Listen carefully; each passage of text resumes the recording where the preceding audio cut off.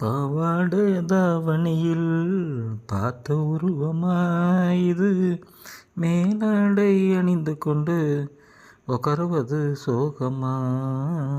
டே பாவாடா பாருடா, பொண்ணுக்குன்னு எதிர்க்க பாருடா. இவனுக்கு பேர் தாங்க அனிதா பாவாடா. என்னடா பாவாடா, அனிதா பாவாடா. பெரியவங்களா ஃபோனில் பார்க்குறாங்களேன்னு வெக்கமாடா உனக்கு? இல்லை எதிர்க்க பொண்ணு உக்காந்து இருக்கான்னு வெக்கமாடா? கொஞ்சம் நிமிர்ந்து தான் பாருடா பாவாடா. அனிதா பாவாடா என்ன அழகாக இருக்கேன்டா.